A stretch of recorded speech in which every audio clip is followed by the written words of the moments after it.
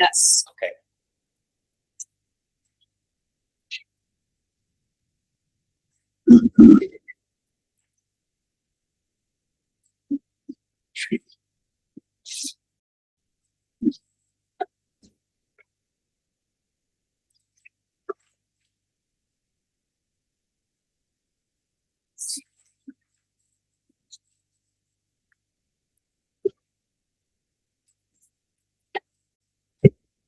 Steve? Yeah, does that work? I feel like it's the Prime Minister and the King exchanging letterboxes in the red letterbox. Yeah.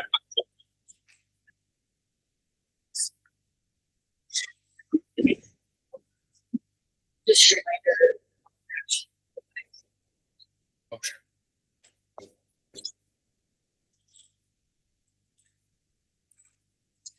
Matt, you had a good turnout this afternoon for the with the staff. That was nice. Happy. Good group. Lots of responses. Feedback, so it was good.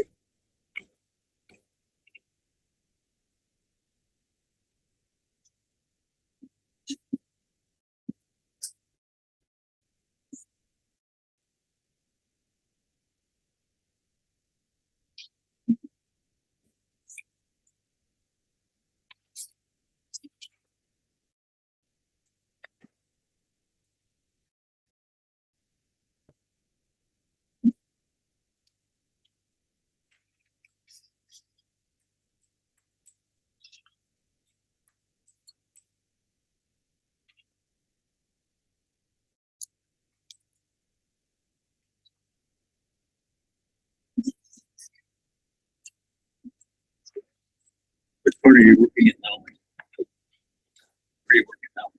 Oh, I was at Key Tac today. Okay.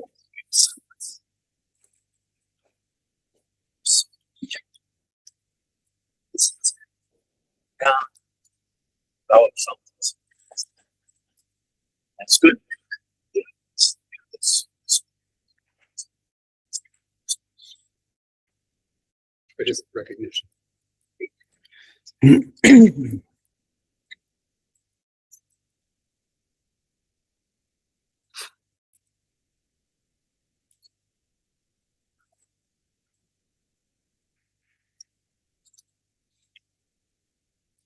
Julia, I see it's 6 o'clock. Are we good to start without Ashley or?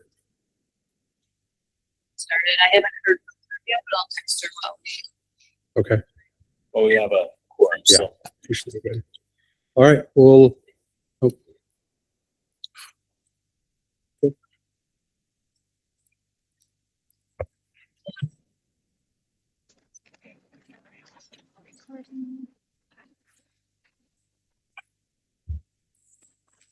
Okay, we're good.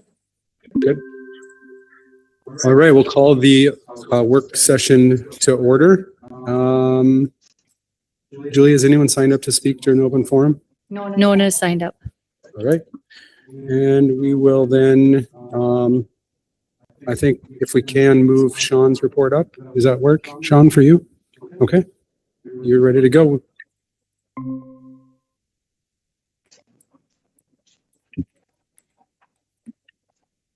Good evening. Thanks for having me back. My name is Sean Martinson. I'm the principal at West Rapids Elementary School along with Clayton Linder.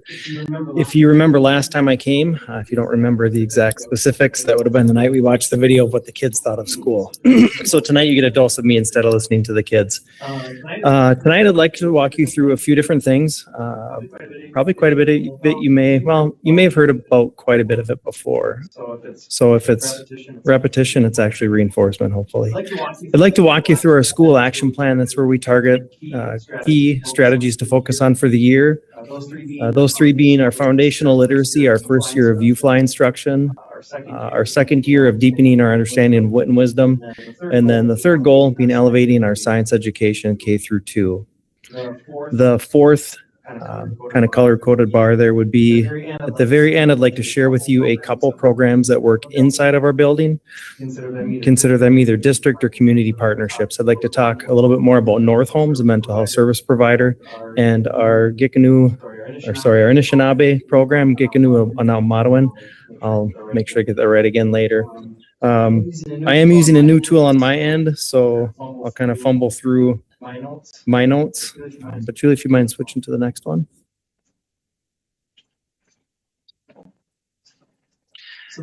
So this is a snapshot of West Rapids Elementary School. We have 511 total students. That's not counting our preschool program. That's about 45 additional.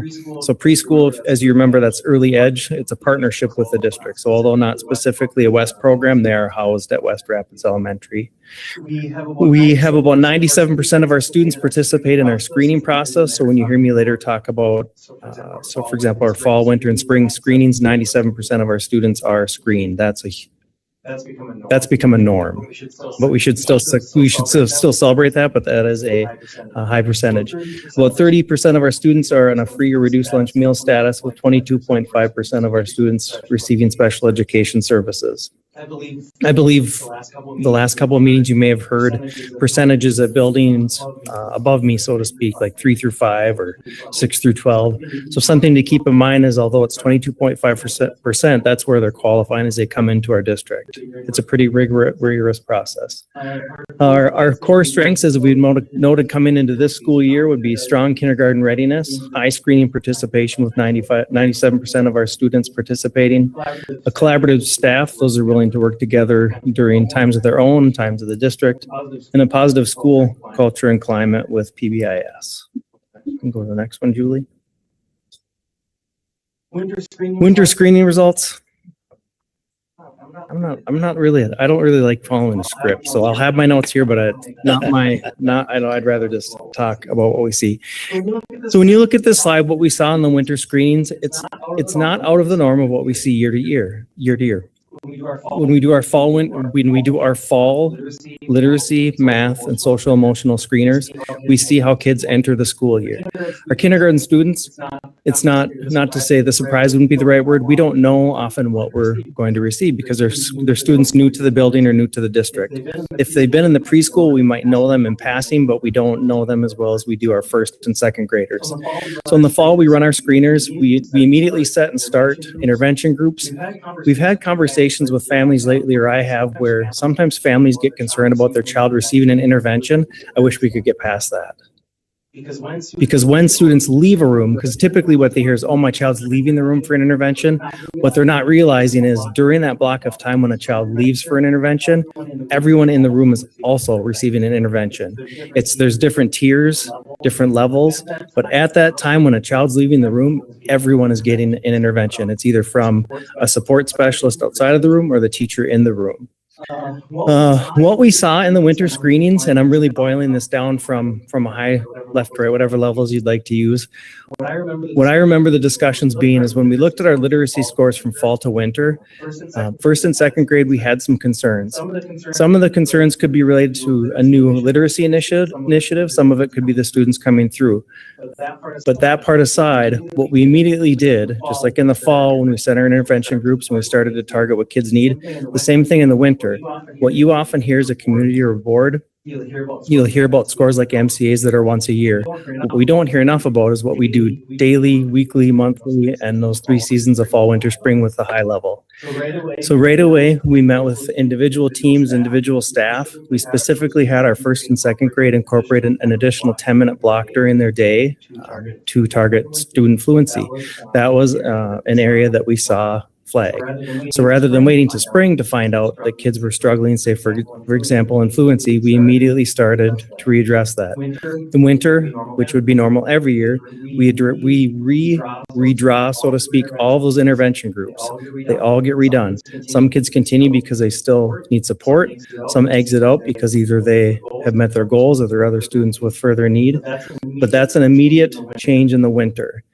Why do I bring that up? I mean, I read social media, I read the newspapers too. And what we often, like I said, miss, and I'll say it again, then we'll go to the next slide. What we often miss is we see those high level reports, but we don't talk about what's happening every day. So everything that I just shared, this is even above and beyond what teachers are doing individually in their own rooms to progress monitor what their students are doing. So that's our winter screening. Drew, if you can go to the next one. So for the next few slides, I'm just going to jump into what we set as a site for some of our focuses for the year. What I remember from the discussions were, and I don't know if it's a simple person or pragmatic, I knew from a leadership standpoint that some high-level initiatives for our district this year were some foundational literacy instruction through UFly, making sure that we were going through and implementing a new science curriculum. I believe we were in year 2, and the same thing with our ELA curriculum, Wit and Wisdom for year 2. So our first goal was specifically focusing on making sure we're doing the thing. We're implementing UFly. Our teachers are implementing this new training. So daily. So there's daily UFly or foundational instruction in K through 2. We made sure that we had monthly instructional rounds going through the building, whether it be principals or coaches going through, walking through, seeing what we're seeing. Ongoing coaching support and lesson level assessments. If you scroll down a little bit, Julie, what we were looking for this year by January, which we met, is 90% implementation fidelity. What you saw that doing was during the course of the year, staff doing this on their own, but how we were checking it. So principals doing walkthroughs, going through, checking the timing of the lessons, the pacing of the lessons, making sure that we were going through and focusing on the core concepts of each lesson. What we're looking is to reduce high-risk students and have clear UFly alignment.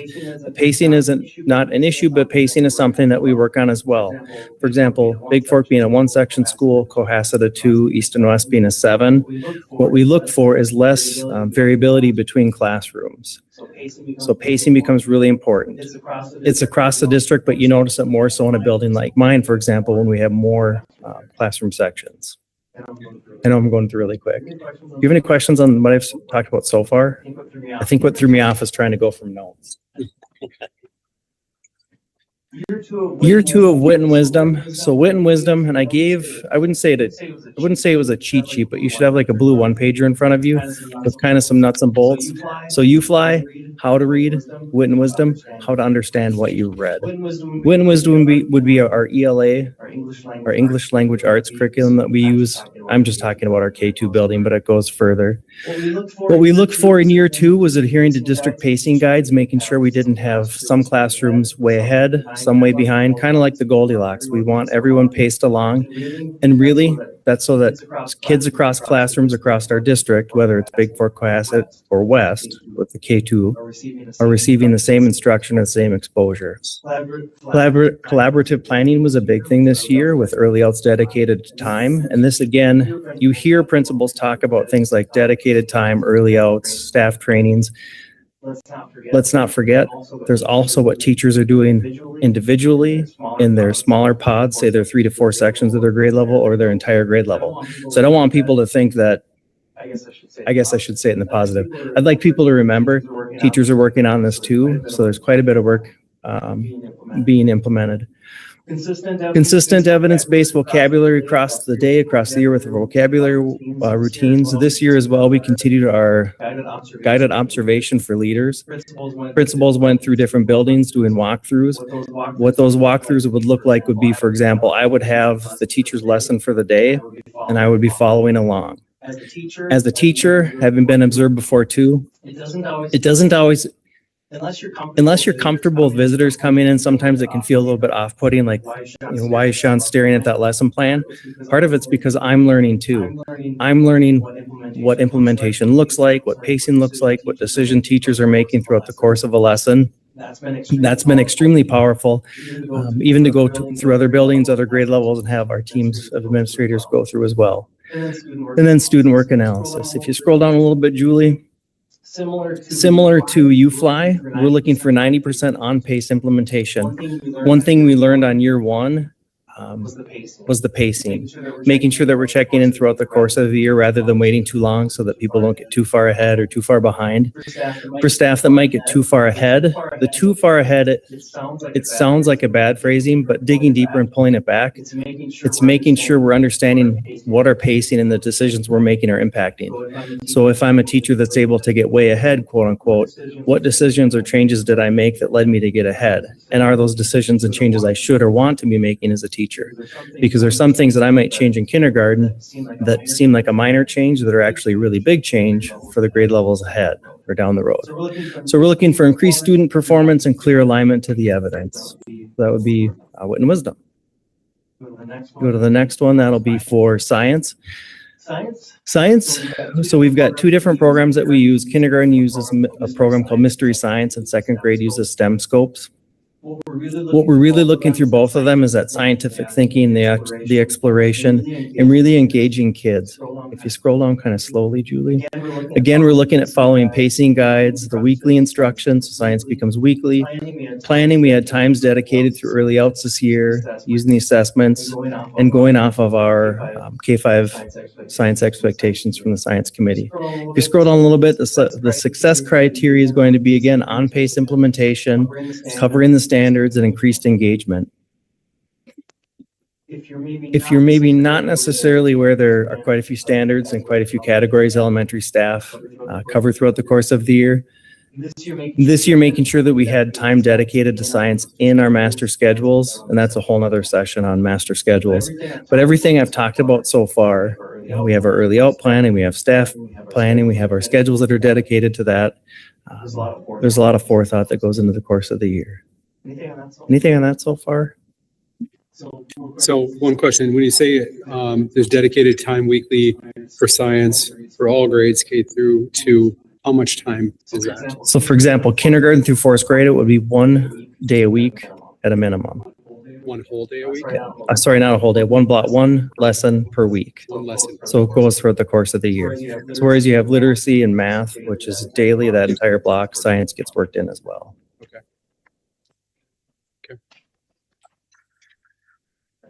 Next one, Julie. Since I have you as a captive audience, I'd like to talk about a couple partners that we have inside of our building as well.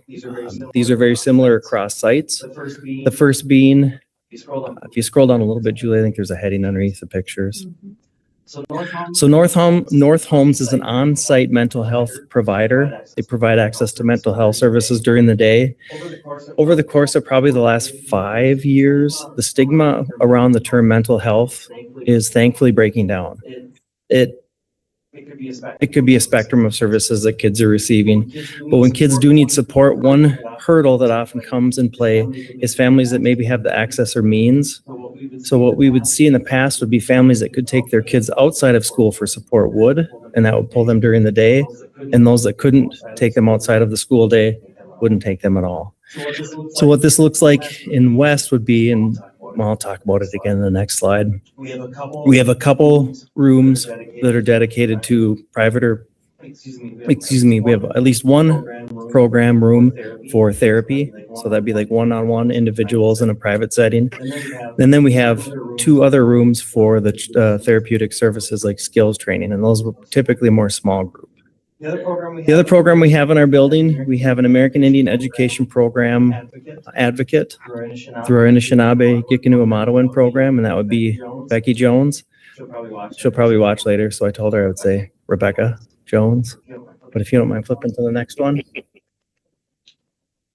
So with North Homes, they're currently serving 53 clients. So that'd be 53 students. They've had 47 new referrals this year from West alone. You should see that as a high number when you compare it to other sites. We're the entry-level buildings, so when you talk about early intervention, those are good things. Whereas some might paint it as maybe an alarming number, whatever the number is, because typically they have no concept of what a number is, but they see, oh my gosh, 53. Those are 53 kids that are receiving help and support during the school day at their school. It's much less of a burden on the family, and we're not losing time to kids having to come and go. And then what they're learning in the school setting is picking up on, because there's a much closer collaboration with North Homes. 21 new clients started this year, and 5 have completed treatment so far. What North Homes offers in the building would be individual therapy, that'd be confidential one-on-one. CTSS, we have all sorts of acronyms. This one would be Children's Therapeutic Support Services. This would be, for example, skills that you work on. So whereas in the therapy, they might talk about why or what had happened, the CTSS would be skills to work through that.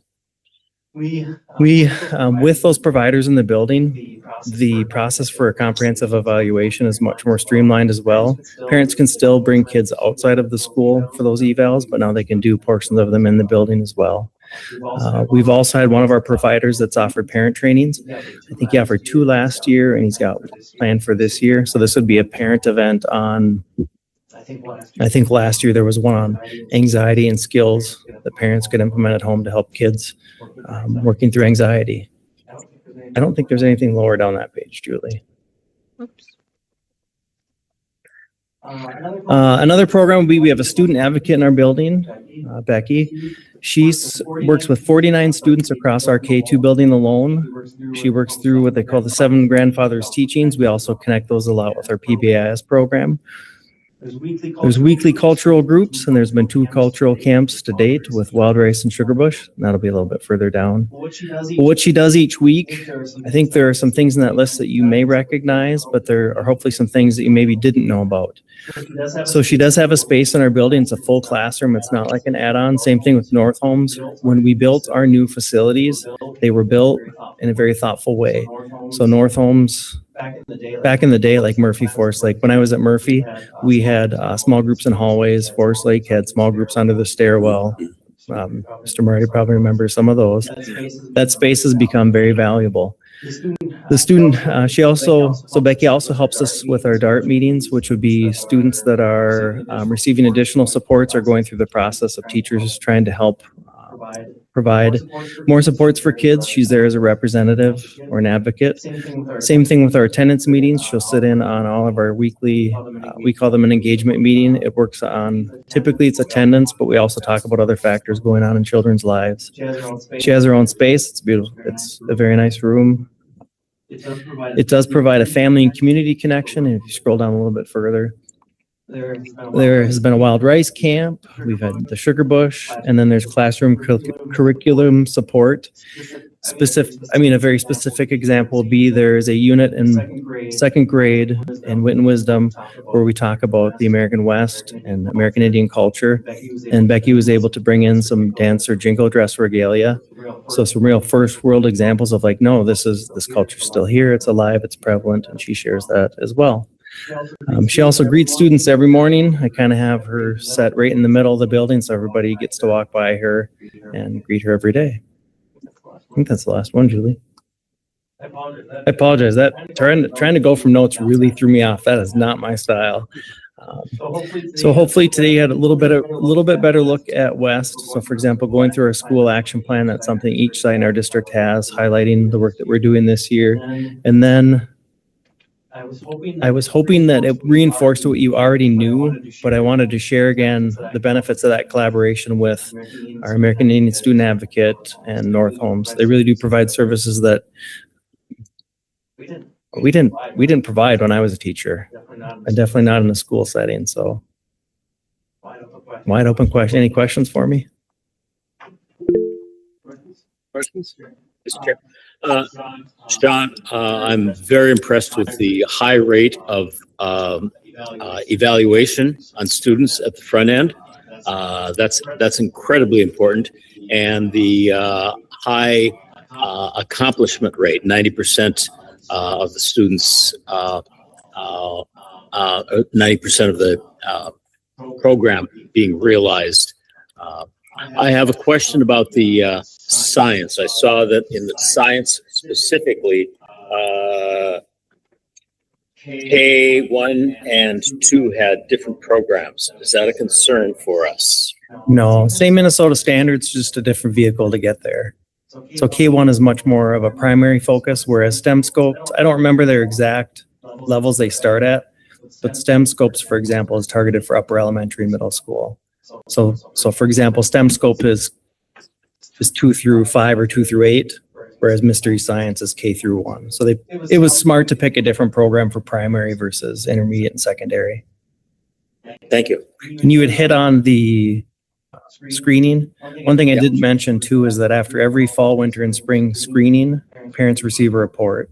And thankfully, as a parent too, it's written in parent-friendly language. Because what I have the staff reading and going through is not always parent-friendly. So at least 3 times a year, parents receive a report right away in the fall. How are my kids doing? Right away in the winter, and then right away in the spring. Typically, the week after we do those screeners, everybody gets them sent out. Glad to have that value of that level of information. Thank you. Anyone else? Melissa, do you have any questions? I just have two quick ones. In the North Homes, which I think the mental health is awesome. Do you, one, I'm making an assumption here, but I just want to know, any sessions that North Home provides has to have parental permission. Am I correct on that? Correct. For a student to receive services specifically from North Homes, for example, the parents have to provide permission and they're part of the entire process. Where it runs a little bit differently would be, say, for example, our school counselor or our SEL interventionist. We have a little bit more flexibility there as their district staff. But there is a clear distinction when it's North Homes that it's right away parents. We always involve parents, but yeah, it's a good point to bring up that, yep, parent permission. And there's a process by which that involves parent consent through a diagnostic assessment that triggers that. So similar to parent involvement in an IEP process, they're involved to that level with that diagnostic assessment with permissions. Thank you. Yeah. Perfect. So then that kind of just leads to my next question is that, we have a high number of referrals, which I totally understand, especially because now there's access, right? So that makes those things a little bit more easier to make referrals. But do you know like about approximately what percentage of kids that are referred that actually take advantage of those services? Do we have any idea about that? Like 50% or? Oh, without asking, I wouldn't know. If you were to ask me how many kids that the building refers for those services actually receive the services, it would be a very high percentage. And a big part of it is that we have a system in place now where it's not Sean as a teacher just saying, yep, let's go here. There's a process in place with our MTSS system that in order to even get to that point, we're trying other interventions from the classroom level first. So that's like, it's a tricky one of like, the reason we would see a high percentage of referrals qualify is because we do such a good job of only referring those that should be referred. That's great. Thank you. That's all I got. Thanks, Melissa. Any other questions? I just hope, Sean, you will share with the teachers and staff at West how very impressive they are. And thank you for taking care of our students as well as they have. Congratulations. Thank you. Sean, are you staying for the board meeting, the next meeting? Yeah. Okay. Assuming the consent agenda goes the way that I assume the consent agenda will go, I just want to take a moment to recognize and thank you for what you've done at West Rapids. That school has only had one principal, and I know you've poured your heart and soul into that building. And on behalf of the district and the kids, thank you. Here, here. Thank you. All right, we will adjourn and come back at 6:30 for the regular board meeting.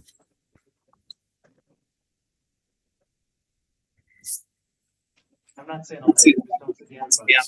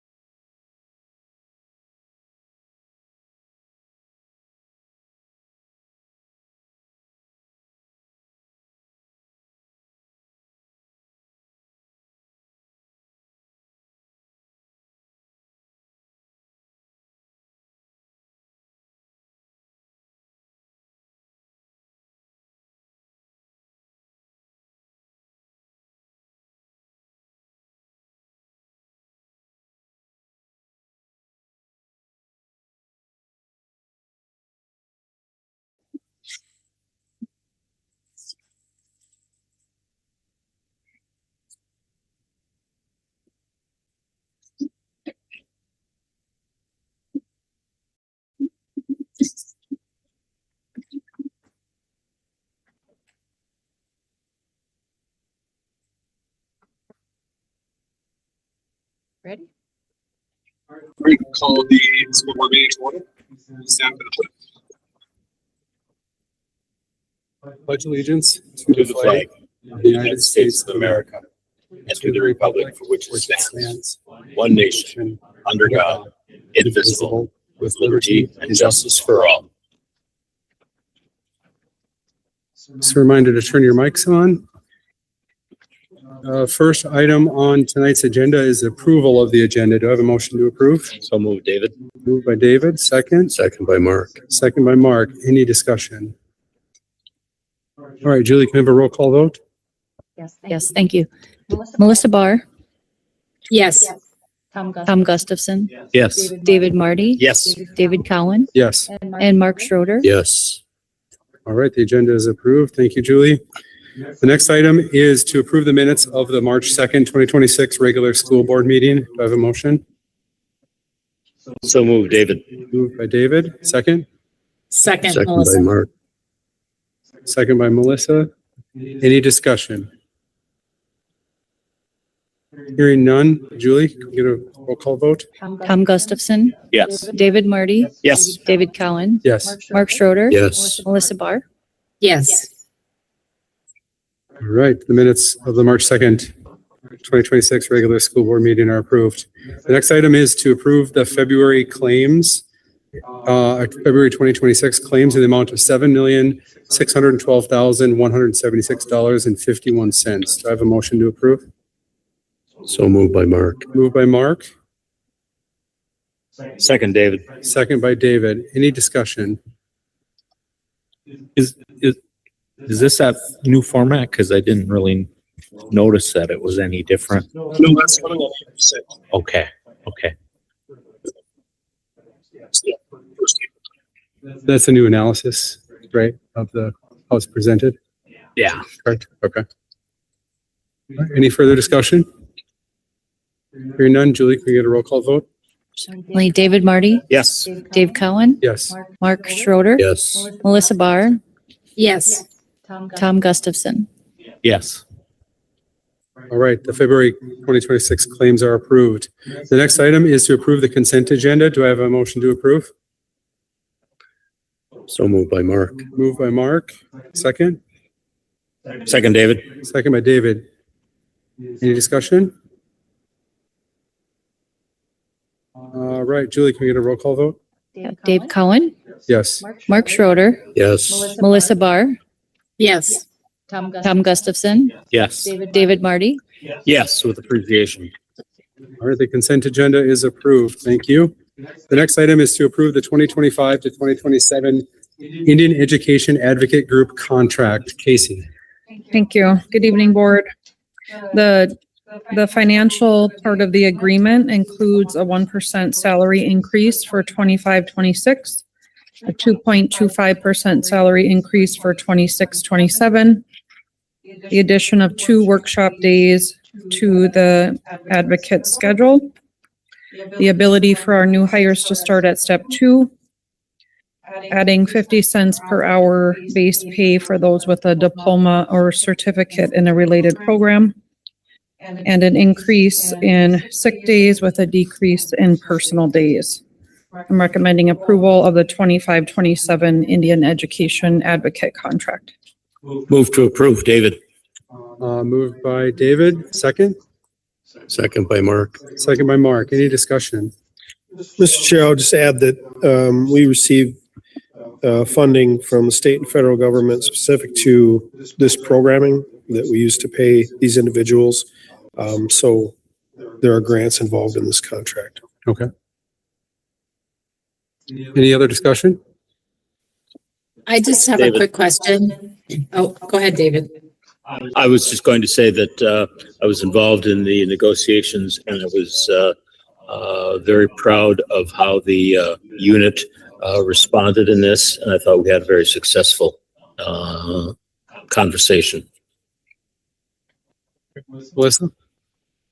Just a quick question. The certificate or education, the 50 cents for something connected, I can't remember exactly what the language was, but what sense of degrees or certifications we're looking for that would be directly related to what exactly?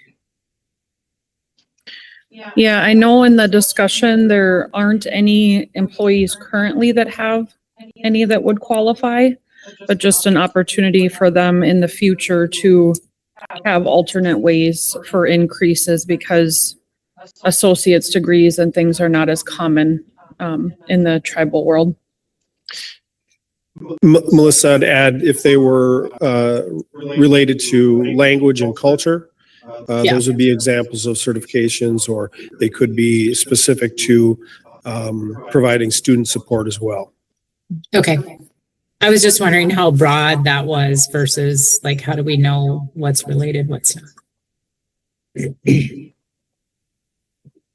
Any further discussion? Okay, Julie, can we get a roll call vote? Mark Schroeder, Yes. Melissa Barr, Yes. Tom Gustafson, Yes. David Marty. Yes. And Dave Cowan. Yes.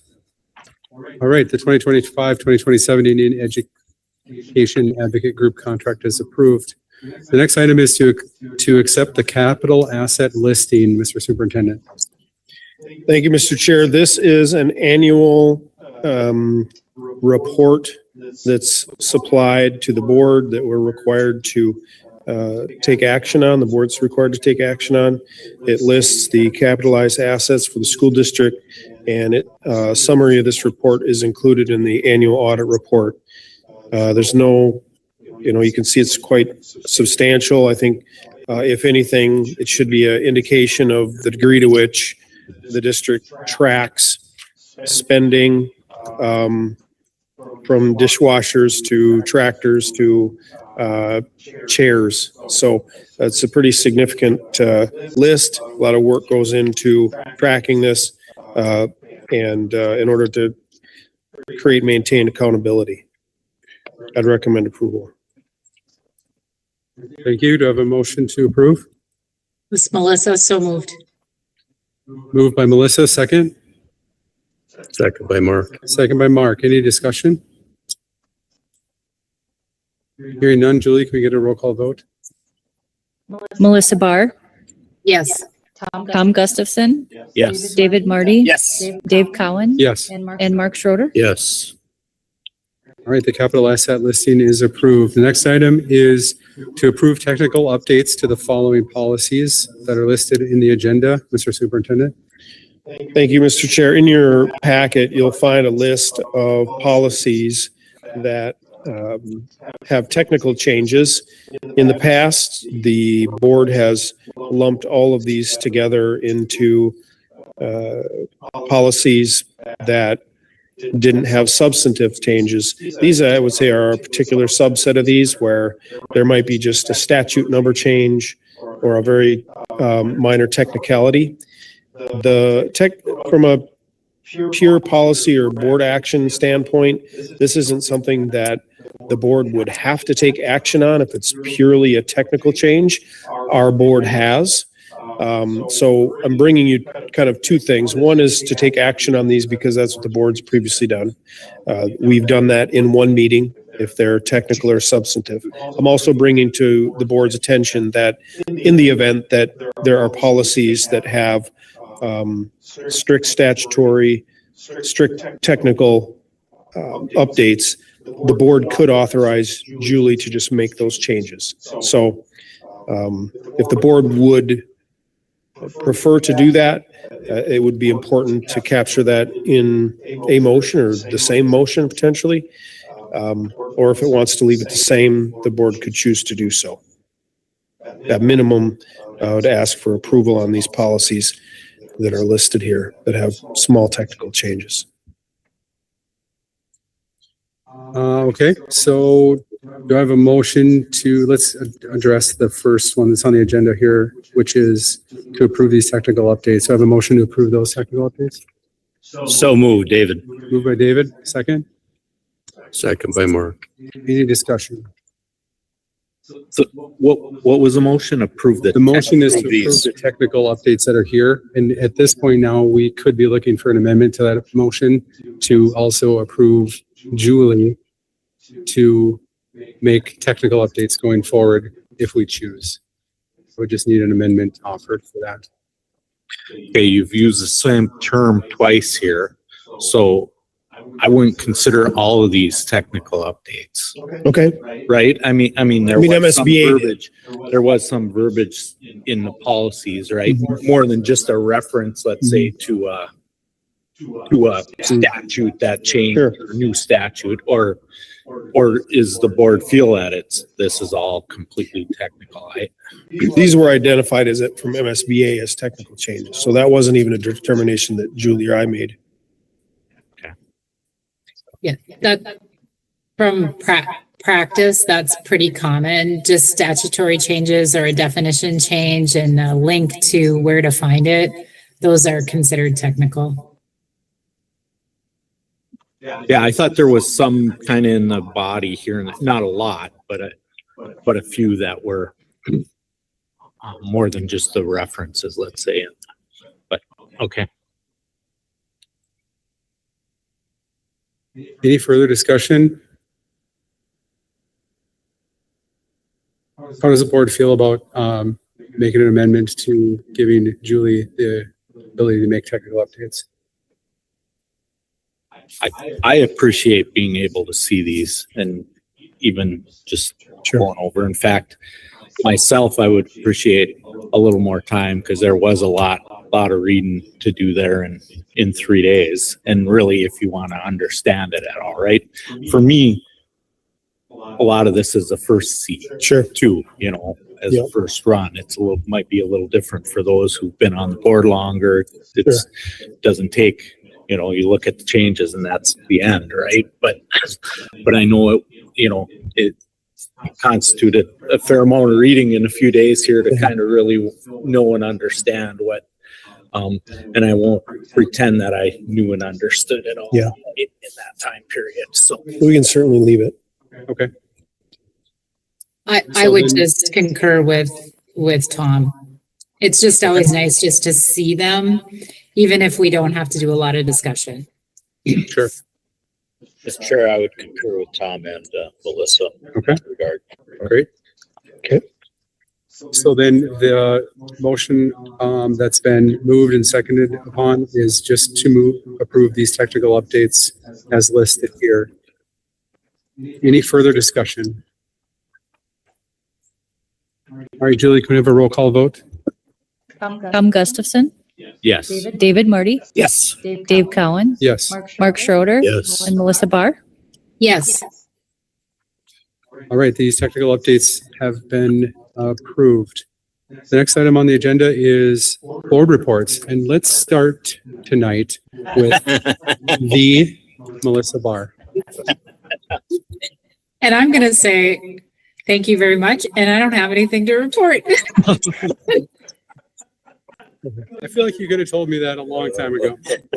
I just had to do it. Sorry, Dave. Touche. Touche. All right. Well, now that foolishness is done, Aaron. So we've had a busy couple weeks here with spring sports starting up. And then our winter sports are wrapping up. Basketball is heading to state this week on Wednesday. They play at 2 in the state tournament. Baseball started practice on March 10th. Softball has had captain's practice throughout early March, and their first official practice was today. Lacrosse had captain's practice this week and next, and their first regular season practice is March 31st. Track and field starts their season with several indoor meets, and the first one is tomorrow. And then girls flag football starts on April 6th with Sunday games to come. Boys tennis started practice today as well. And then student council is aiming to receive donations and finish planning prom with purpose. And then we're also looking into attendance-based bracket style tournament to encourage attendance. Yeah. And then Key Club started a fundraiser for Women's History Month, raising money for the charity Every Mother Counts. They had a walk on Saturday to spread awareness about maternal health. And then band played at contest on Wednesday in Virginia. Symphonic band received a superior rating and concert band received an excellent rating. Thank you, Aaron. Tom? I'd like to ask one question. Sure. You piqued something that piqued my interest there a little bit. The attendance-based tournament. Can you explain a little bit about that? I'm kind of curious. Student council participates in Jostens Renaissance like culture and climate challenges every month. And this month, their challenge is to do a tournament kind of reminiscent of March Madness to encourage attendance, behavior, or grades. Grades is the most feasible one for us to do just because of how like campus works and what like we can track. So we're like trying to so what we have right now is a bracket with 5th hours, and then we'll go each round. The class with less absences will like win the round in advance through the tournament. Interesting idea. I like that. What's our prize? We haven't quite gotten through all the details yet. Thank you. Sorry, I didn't mean to put you on the spot, but I turn. Yep. Last week we had the Big Fork Advisory Group, and I was up there again, and we had, as usual, we had very good discussion there again. I really do appreciate the input that the community has given in that right now, and I think it's making some very good points and very good progress for in a number of areas. So that's all I have. David? Note of thanks and appreciation to Aaron. Nice report. Good to hear what's going on with students. Several of us attended 2 weeks ago the Minnesota School Board Association Day at the Capitol to talk to senators and representatives about issues of importance to schools as we move forward. I attended a couple of Indian Ed negotiation sessions, and they were very, very positive. CACR met and had a very engaging conversation, and I was proud to be a part of that. Boys and Girls Club met this past week. Boys and Girls Club is really challenged right now because of lack of funding. The Boys and Girls Club is looking for new sources of funding, trying to determine what the summer program might look like for Boys and Girls Club, and how we can balance budgets. It's quite challenging right now for the Boys and Girls Club. And the endowment committee met this past week, and I'm hoping that all of you are going to be getting letters in the mail, either already received or in the next few days. And I encourage you all to support our endowment program that gives funds back to our students for things that the school cannot fund, but it's something that above and beyond benefit our students. Great. Thank you, David. Mark? Last week I attended the IAS Board of Directors meeting on Tuesday. Pretty much routine issues there. Additionally, I attended the admin professional negotiation session this morning. That's all I have. Thanks, Mark. I also participated in the MSBA Day at the Capitol, and I thought there was some great conversation with Senators Heinzman, Farnsworth, and Hochschild. I think they know the situation that our district and all districts in Minnesota are faced with, and I think they listened, which I think was good and is what we were asking for. Also participated in a couple of negotiations with several bargaining units. And then the Rife board met virtually last week. All I had. The next item is a superintendent report, Mr. Superintendent. Thank you, Mr. Chair. As mentioned, there's been quite a bit of activity at the Capitol, and I've had the opportunity to be down there a little bit, a couple opportunities, and it's sort of a frustrating time down there. The attitude at the House seems to be one of gridlock and difficulty compromising or getting to resolution on just about anything. And so it's concerning because we have some very important bills that we're watching, but not a lot of room for optimism there. A lot can still happen, but bills are really needed to have been heard already. And so it will be interesting to see how this shakes out. Tomorrow is the third Forward Community Advisory Committee meeting. I'm looking forward to it. The participants are going to be working through a district budgeting activity to get a sense of how district budgeting works in a very, very simplistic format. It'll give, I think, us a sense of where our committee's priorities are and how they're thinking about spending and resource allocation. And I think it will also give our committee a sense of the challenges and difficulties associated with budgeting.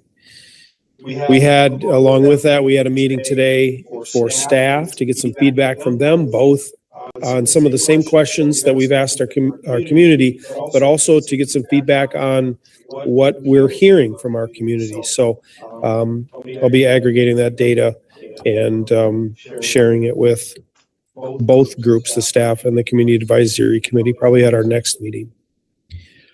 Third quarter ended today, as was mentioned, so it's hard to believe we're at that point in the year, and Aaron is talking about spring sports, and things will move quickly here the rest of the year for sure. The strategy team met since the last time I reported, planning for next year, adjustments to the calendar and how that looks with PD. I'll also be bringing a revised operational plan that'll be recommended from the strategy team that'll drive some of our goal setting for the upcoming years. And so that's just a preview on that. You'll see that at the next board meeting in April. With Fawn Sampson, our Achievement Integration Coordinator, resigning earlier this year, I've taken those duties over and submitted the revised plan to MDE last week, as well as the fiscal 27 budget. And we'll be submitting the fiscal 26 revised budget here in a couple weeks. I think we're learning, I think, still about how best to establish the goals and strategies in that grant. I'm not sure there's going to be a replacement for that coordinator position.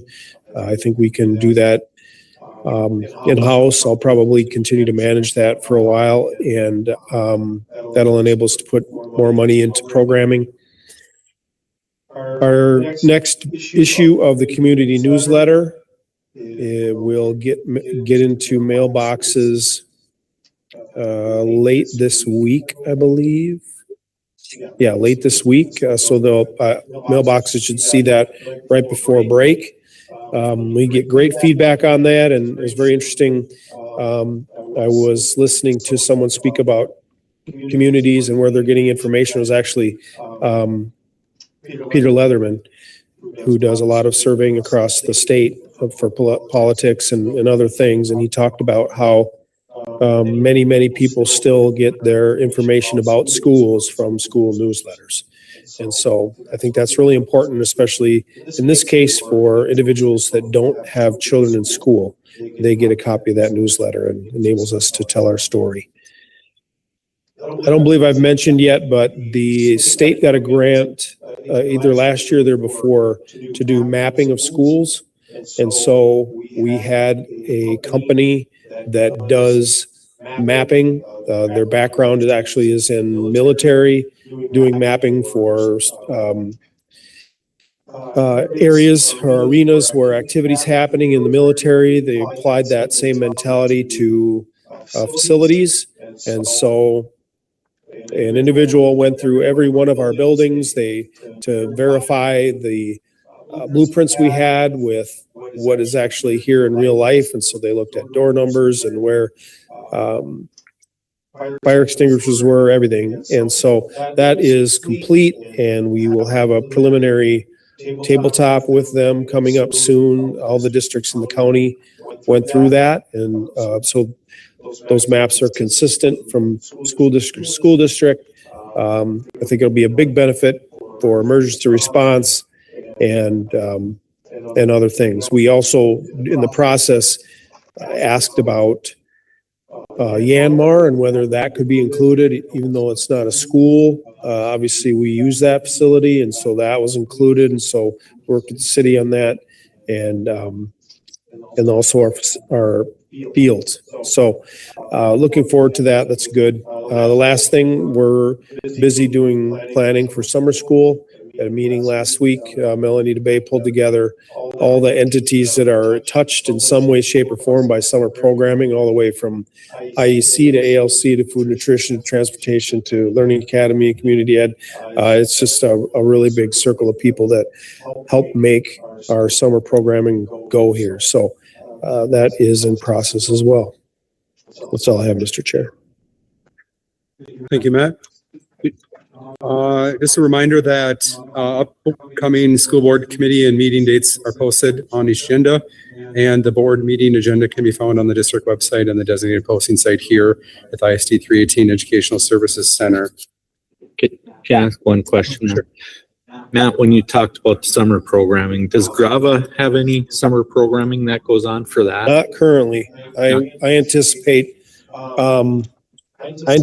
that the lines that exist between summer school, Grava, ALC will start to get blurred, credit recovery. And so this summer, I would say it'd probably be the last summer we don't have some sort of online component of Grava or credit recovery or ALC, whichever direction that goes. There are, and along with that, I know this wasn't directly your question, but one of the other things I anticipate, and we have our future principal here, but he and I have talked about this already. There are area learning centers currently operating that have online components of their ALC. So they're running a seat-based ALC like we do, and then they also have an online component of that. So we're not ready to jump into that yet, but I think that'll be another option for us to look at or investigate down the road. Thank you. All right. Is there any other business to come before the board? Julie, has anyone signed up for public input? No, no one has signed up. All right. Can I get a motion to adjourn? Sure, David. Moved by David, second. Second by Mark. Second by Mark. Any discussion? Julie, can I get a roll call vote? Certainly. David Marty, Yes. Dave Cowan, Yes. Mark Schroeder, Melissa Barr, Yes. Tom Gustafson. Yes. All right. We're adjourned. Dave, thank you. Good night. Thanks.